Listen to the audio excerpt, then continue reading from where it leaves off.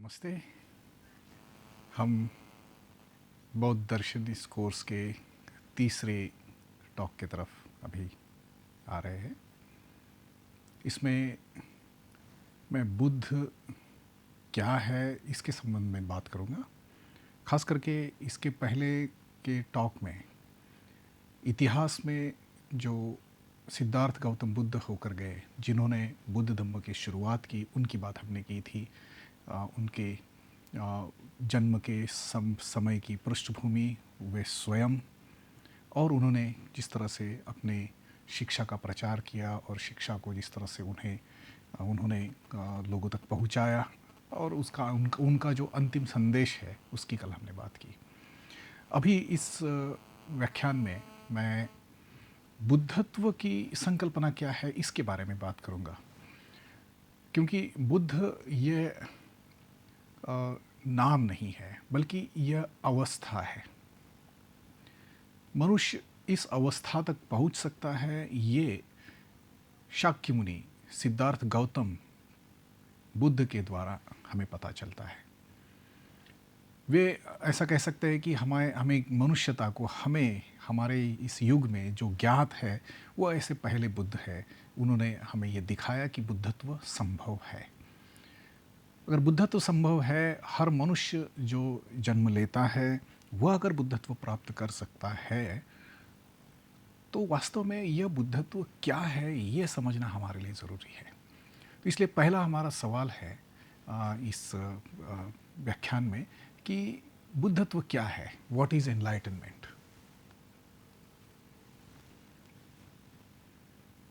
अभी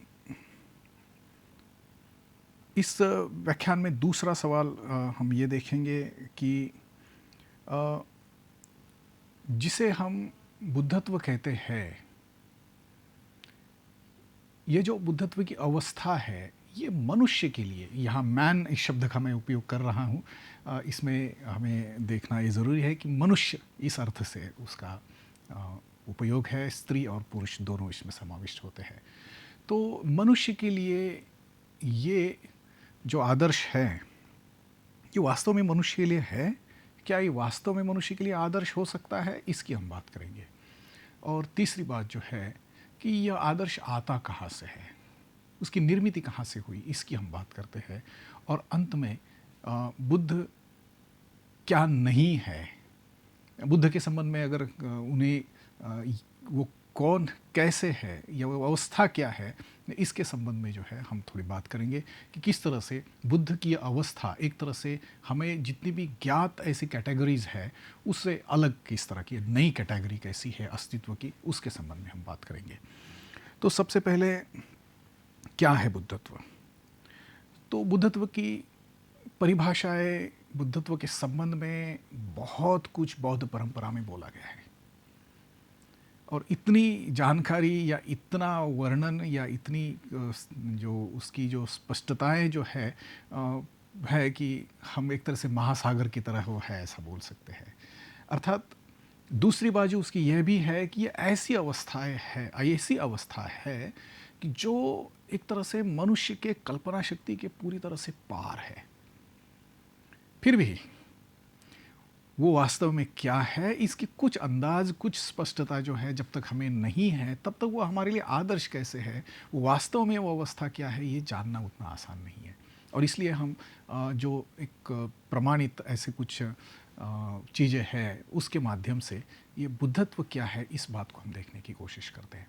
तो सबसे पहले a state of pure, clear, even radiant awareness, ये बुद्धत्व की अवस्था को पहचानने की ये पहली बात है कि किस तरह से ये शुद्ध, स्पष्ट और प्रकाशमान ऐसी सजगता का अनुभव है। हम मनुष्य करके जिस सजगता को अनुभव करते हैं, जिस तरह से अपना अवेयरनेस हम लोग अनुभव करते हैं, उसे अगर हम एक तरह से सर्वश्रेष्ठ, बहुत ही ऊंचाई, एक तरह असीम ऐसी स्थिति में लेकर जाते हैं, परफेक्शन की तरफ हम लेकर जाते हैं, तो उस स्थिति को हम कल्पना कर सकते हैं कि इस तरह की शुद्ध, स्पष्ट और प्रकाशमान ऐसी सजगता की स्थिति जो है, ये बुद्धत्व की स्थिति है। ये पहली बात जो है, बुद्धत्व क्या है ये जानने के लिए। दूसरा उसका जो आयाम है बुद्धत्व के अनुभव का, वह है a state of intense, profound and overflowing love and compassion। मतलब अन्य प्राणियों के प्रति, अन्य मनुष्यों के प्रति जो एक श्रेष्ठ ऐसी करुणा की भावना है, उनके कल्याण की भावना है, उच्चता में और गहराई में इंटेंस ऐसी यह कल्याण की भावना जो है, लोगों को अपने दुखों से मुक्त करने की इच्छा शक्ति की जो गहराई जो है, ये अनुभव जो है, ये बुद्धत्व का अनुभव है। ये दूसरी बात जो है बुद्धत्व की अवस्था की अगर हम बात करते हैं तो ये दूसरी उसकी स्थिति है। और तीसरा, a state of experience of inexhaustible mental and spiritual energy, जो इनएग्जॉस्टिबल है, कभी भी एक तरह से उसका क्षय नहीं होता, जो कम नहीं होती, ऐसी मन की शक्ति, ऐसी आध्यात्मिक शक्ति, ऐसी अंतर की जो शक्ति है, जो मनुष्य करके हम कुछ मात्रा में जिसका अनुभव करते हैं, लेकिन वास्तव में इसकी जो असीम जो अनुभव है हमारे अंदर की इस शक्ति का जो है, वो बुद्धत्व का अनुभव है। इसलिए ये तीन बहुत ही महत्वपूर्ण बातें हमें यहाँ बुद्धत्व के संबंध में देखते हैं। एक मतलब पूरी तरह से शुद्ध, स्पष्ट और प्रकाशमान ऐसी मनुष्य की सजगता का अनुभव, परिपूर्ण रूप से ऐसे सजगता का अनुभव। दूसरा, एक उच्च ऐसी मन की स्थिति, करुणा की, महाकरुणा की, लोगों के प्रति, प्राणियों के प्रति, इस संसार के प्रति एक गहरी करुणा की अनुभूति, ये जो है, ये बुद्धत्व की अनुभव की स्थिति है। और अंततः हमारे अंदर जो एक तरह से ऊर्जा का, शक्ति का अनुभव हम करते हैं, उस शक्ति को मुक्त रूप से जिसने खुला कर दिया, मुक्त रूप से अभी उपलब्ध है, जिसका वो पूरी तरह से उपयोग कर सकते हैं, इस तरह की एक आंतरिक शक्ति, ये बुद्धत्व का जो है उसका जो अनुभव है, उसकी बात है। अभी हम ये कैसे जानें, खास करके हमारे लिए सवाल है कि ये अगर बात है तो ये हम कैसे जानें कि ये बुद्धत्व का ये जो अनुभव है, संबोधि जिसे कहते हैं, ये मनुष्य के लिए आदर्श है। क्या हम इसको आइडियल करके ले सकते हैं अपने जीवन के लिए?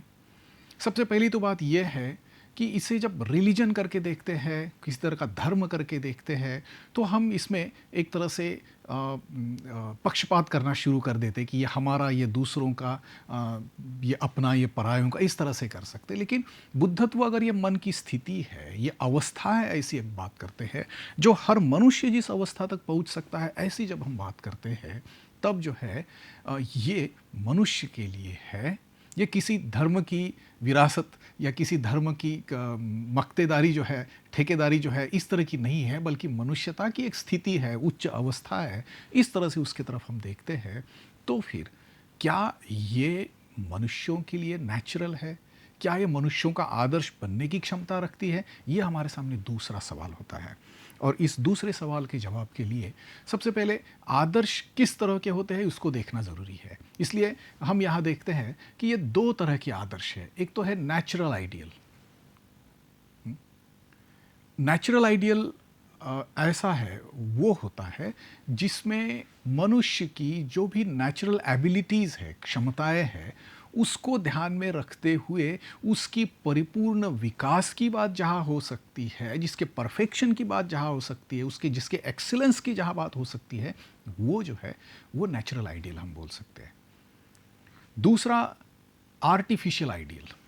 आर्टिफिशियल आइडियल मतलब कभी बाहर से इम्पोज किया हुआ है, बाहर से आया हुआ है कि आप ये बनिए। जैसे अलग अलग प्रोफेशंस की बात जब हम करते हैं कि आप किसी को अगर कहते हैं, किसी बच्चे को कि भाई नहीं तुम डॉक्टर बनो या तुम इंजीनियर बनो या तुम इस प्रोफेशन में जाओ, और वो देखता है कि नहीं, उसके तरफ मेरा किसी तरह का झुकाव नहीं है, वो करने की मेरी इच्छा महसूस नहीं हो रही अंदर से, और इसलिए मुझे नहीं लगता कि मैंने वो करना चाहिए। लेकिन किसी तरह से हम अगर उस पर थोपते हैं, तो वो एक तरह से उस पर लदा हुआ कोई बाहरी आदर्श है, एक तरह से अपने व्यवसाय का, अपने जीवन यापन करने का, इस तरह से उसकी बात हम बोल सकते हैं। तो ये जो आर्टिफ़िशियल जो है, क्या बुद्धत्व का ये जो आदर्श है, क्या आर्टिफ़िशियल है? ये आर्टिफ़िशियल नहीं है, इसका क्या सबूत हमारे पास है? इसको अगर हम देखेंगे, तो हम इसके पहले की स्लाइड की तरफ जाते हैं और देखते हैं कि बुद्धत्व की परिभाषा क्या है। अगर ये मनुष्य के सजगता की शुद्ध, स्पष्ट और प्रकाशमान ऐसी स्थिति है, तो जो वास्तव में पहले से ही मनुष्य के जीवन में है, अस्तित्व में है, मैं मनुष्य करके कुछ न कुछ मात्रा में मेरे अंदर सजगता है, और ये सजगता जो है, उसका मैं विकास कर सकता हूँ। जैसे भी मैं थोड़ा ध्यान देता हूँ, जैसे भी उसको थोड़ा-सा और ध्यान से कुछ चीज़ें करने की कोशिश करता हूँ, तो मेरे सजगता का स्तर बढ़ जाता है।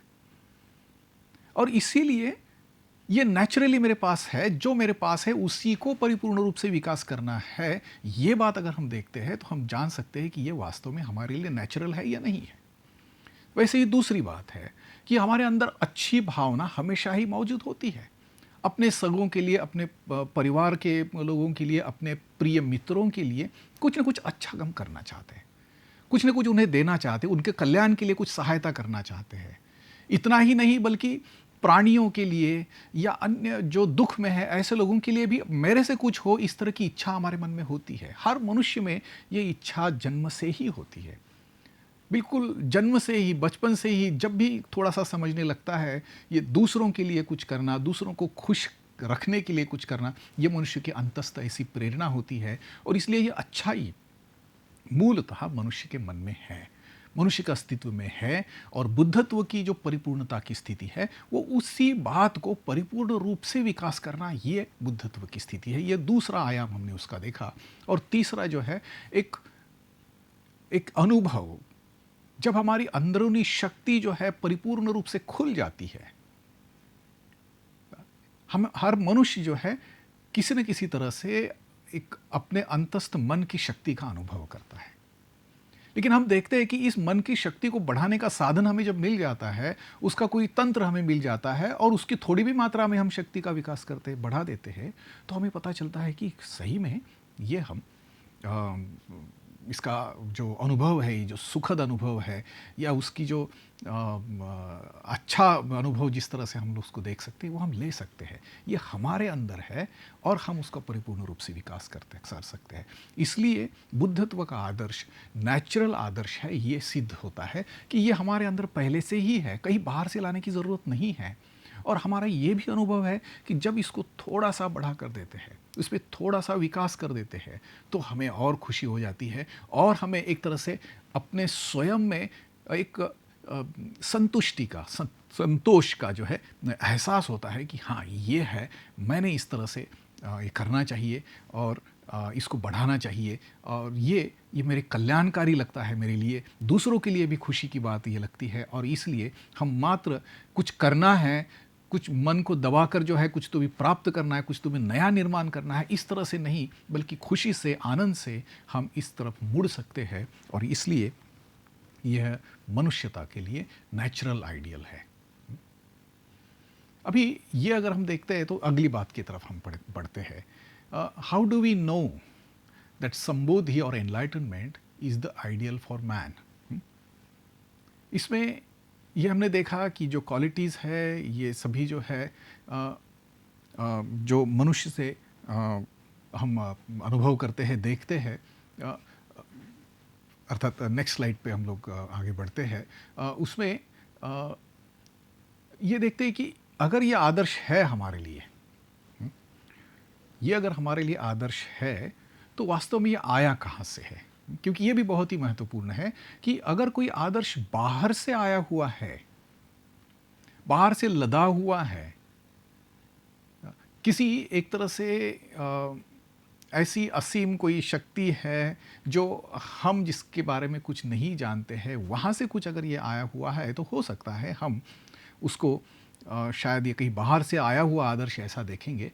लेकिन बुद्धत्व के बारे में अगर हम देखेंगे कि ये कहाँ से आया है, इसकी बात अगर हम करते हैं तो हमें पता चलता है कि ये मनुष्य की तरफ से आया हुआ है। और एक मनुष्य जो निर्माण कर सकता है वो दूसरा मनुष्य निर्माण कर सकता है। एक मनुष्य जो समझ सकता है वो दूसरा कोई मनुष्य समझ सकता है। अर्थात हर एक की जो मानसिक शक्तियाँ हैं, क्षमताएँ हैं, अपने-अपने संस्कारों के अनुसार, अपने-अपने जो कुछ परिस्थितियाँ उसे प्राप्त हुई है, उसके अनुसार कम ज़्यादा है, हम उसको देख सकते हैं। लेकिन अंततः हर एक मनुष्य अपने-अपने ढंग से जो है, ये अपने अंदर की जो ये गुण है, अपने अंदर की जो अंतस्थ क्वालिटीज़ जो है, उसको बढ़ावा दे सकता है और उसको प्राप्त कर सकता है। ये एक तरह से दूसरा लक्षण है, ये दूसरा सबूत है कि किस तरह से यह जो आदर्श जो है, बुद्ध का जो आदर्श है, ये मनुष्यों का आदर्श है और वो मनुष्यों के लिए है और वो मनुष्य से ही आया हुआ है। इसके लिए हमें किसी अद्भुत शक्ति या हमें किसी अद्भुत बाहरी ताकत पर अवलंबित रहने की ज़रूरत नहीं है। ये सीधा हमारे नज़र के सामने है कि ये आया कहाँ से है और कैसे निर्माण हुआ है। किसी मनुष्य की खोज से निर्माण हुआ है, मनुष्य के प्रयासों से निर्माण हुआ है और ये इसलिए हमारा आदर्श है। ये नेचुरल आदर्श है। अभी दूसरे सवाल की तरफ हम पहुँचते हैं कि बुद्ध क्या नहीं है, क्योंकि ये जानना भी ज़रूरी है, क्योंकि इसके संबंध में जो कुछ कन्फ्यूजन्स है उसको अगर दूर रखते हैं तो और ज़्यादा जो है बुद्ध को समझने के लिए हम थोड़ी सटीकता जो है रख सकते हैं। तो बुद्ध क्या है, इसको हम देखेंगे तो सबसे पहले बुद्ध ईश्वर नहीं है, ये पहली बात है। ईश्वर की जो संकल्पना है, जो ईश्वरवादी धर्म जो है, वो उनकी जो संकल्पना है मूलतः कि यह सृष्टि, यह संसार और यह आप है जो ईश्वर से निर्मित है और जो एक तरह से ईश्वर और मनुष्य, ये दो कैटेगरीज हम हमेशा ही एक तरह से देखते हैं। तो पहली बात है कि बुद्ध ईश्वर नहीं है, बुद्ध किसी तरह से निर्माता नहीं है, बुद्ध किसी तरह से आपके लिए कुछ नहीं करते, बुद्ध किसी तरह से आपके मोक्ष के लिए कोई जिम्मेदारी नहीं लेते। इस तरह से बुद्ध को ईश्वर जब हम नहीं देखते हैं तो जिस तरह से उनकी पूजा जब की बात आती है, उनका सम्मान करने की बात जब आती है, तो एक तरह से हमारे घर आया हुआ दूसरा एक श्रेष्ठ बहुत महान ऐसा गुरु अतिथि जो है, उनकी जो हम जिस तरह से सेवा करते हैं, उनके चरण स्पर्श करते हैं, इस तरह से बुद्ध को एक हमारा बड़ा भाई करके, हमारे एक ज्येष्ठ बांधव करके जो है हम उनको देखते हैं, उनका सम्मान करते हैं, ना कि ईश्वर करके। तो ये पहली बात है कि बुद्ध ईश्वर नहीं है। दूसरा, बुद्ध मनुष्य भी नहीं है। तो ये थोड़ा सा अटपटा सा लग सकता है कि बुद्ध मनुष्य नहीं, किस अर्थ से? तो बुद्ध मनुष्य नहीं है तो क्या है?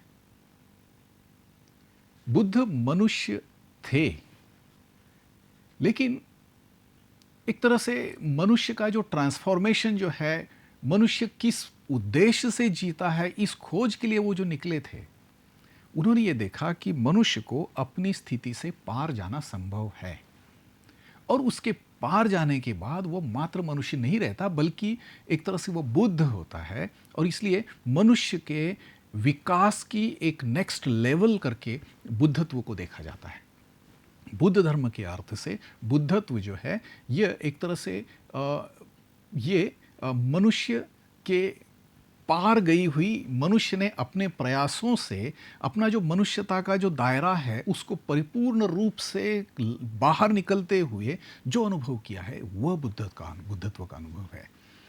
और इसलिए हम ये बात यहाँ देखते हैं कि जो मनुष्य जो है, जो एक तरह से सारे ज्ञान का एक स्वयं उदाहरण है, perfect knowledge, the embodiment of perfect knowledge, जिसमें परिपूर्ण करुणा है, उसमें परिपूर्ण ऐसी शक्ति है, वो पहले मनुष्य करके ही जन्म हुआ है उसका। जो सामान्य शक्तियाँ, सामान्य अच्छे अनुभव, सामान्य अच्छी भावनाएं लेकर जो हम जन्म लेते हैं, वैसा ही उन्होंने जन्म लिया, लेकिन मनुष्य से असामान्य मनुष्य वो हुए एक तरह से। और ये असामान्य मनुष्य जो है, ये वास्तव में बुद्ध है।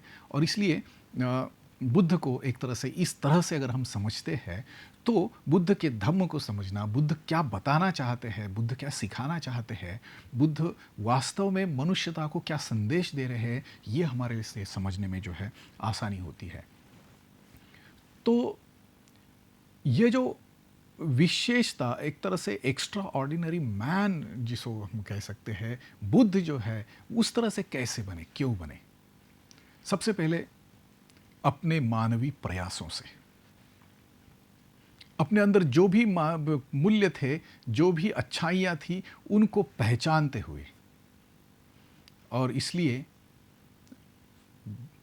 वे असामान्य हुए। इसलिए एक बुद्ध धर्म जो है एक तरह से एक सर्वसामान्य मनुष्य जिसे पृथकजन कहा जाता है, और दूसरा प्रबुद्ध मनुष्य जिसे बुद्ध कहा जाता है। इस तरह की दो कैटेगरीज में जो है बौद्ध धर्म मनुष्यता को देखता है। और मनुष्यता के जीवन का उद्देश्य, जैसे हमने इसके पहले टॉक में शुरू किया था, कि बुद्ध इस खोज के लिए निकले हुए हैं कि मनुष्य का वास्तव में उद्देश्य क्या है, इस जीवन का ध्येय क्या है। तो यहाँ पर जो है बुद्ध को समझने से हम यहाँ तक पहुँचते हैं कि मनुष्य का ध्येय अपनी सर्वसामान्य क्षमताओं को देखते हुए, उसको उसके प्रति सजगता निर्माण करते हुए, उसके गहराई में प्रवेश करते हुए, उसको पूरी तरह से जानते हुए जो है उसको परिपूर्णता के तरफ ले जाना, और सर्वसामान्य मनुष्यता के पार जाकर जो है एक असामान्य शक्ति का, एक असामान्य करुणा का, एक असामान्य जागृति का जो है अनुभव प्राप्त करना, ये जो है ये बुद्धत्व का अनुभव है। और ये एक तरह से हमें आदर्श के रूप में अगर हम उसको लेते हैं, तो यहाँ हम देखते हैं कि हमें आदर्श बाहर देखने की ज़रूरत नहीं है। अर्थात बुद्ध ये हमारे आदर्श का एक मॉडल बनता है।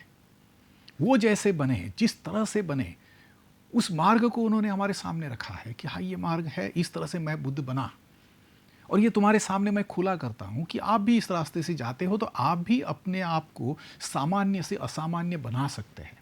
ये मेरा रास्ता है, ये मेरे प्रयोग थे, इस तरह से मैंने देखा, इस तरह से मैंने किया, और आप भी वो कर सकते हैं। ये सब करुणा से, प्यार से अपने पीछे से आने वाले भाइयों को, बहनों को दिखाया हुआ रास्ता, ये बुद्ध का रास्ता है, ये बुद्ध का धम्म है। और ये अगर हम जानते हैं तो ये कितना सरल है, कितना करुणापूर्ण है, कितना एक तरह से निमंत्रण देने वाला है, कितना आकर्षित करने वाला है, इसके संपर्क में हम आते हैं। और हम भी अपने आप को मनुष्य के जीवन की पूर्णता के लिए कुछ करने की संभावना हमारे अंदर है, इस तरह का आशावाद हम लोग अपने अंदर निर्माण कर सकते हैं।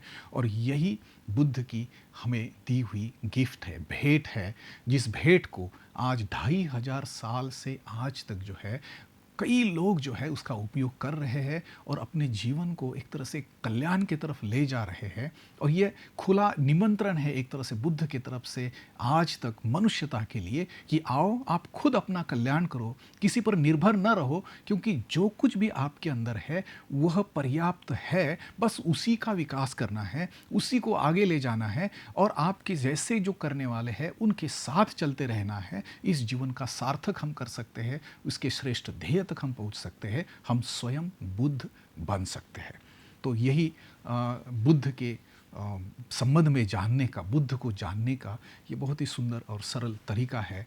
और मैं आपसे निवेदन करूंगा कि बुद्ध के जीवनी के बारे में, बुद्धत्व की अवस्था के बारे में आपको जितना कुछ जान सकते हैं वो किसी अलग अलग तरह से खोज करने की कोशिश करिए। परंपरा में बहुत कुछ लिखा गया है, और उससे आप ये देखेंगे कि आप बुद्ध के बारे में जानने की कोशिश कर रहे हैं, बल्कि ऐसा करते हुए आप स्वयं की विशालताओं के बारे में जानने की कोशिश कर रहे हैं, स्वयं की अच्छाइयों के बारे में जानने की कोशिश करेंगे। और यही खोज जो है एक तरह से बुद्ध के रूप में, बुद्ध के माध्यम से हम अपनी खोज में लगे हुए हैं, यही आप पाएंगे। तो ये आपने मेरा ये तीसरा टॉक सुना, इसलिए आपका धन्यवाद। हम यही समाप्त करते हैं।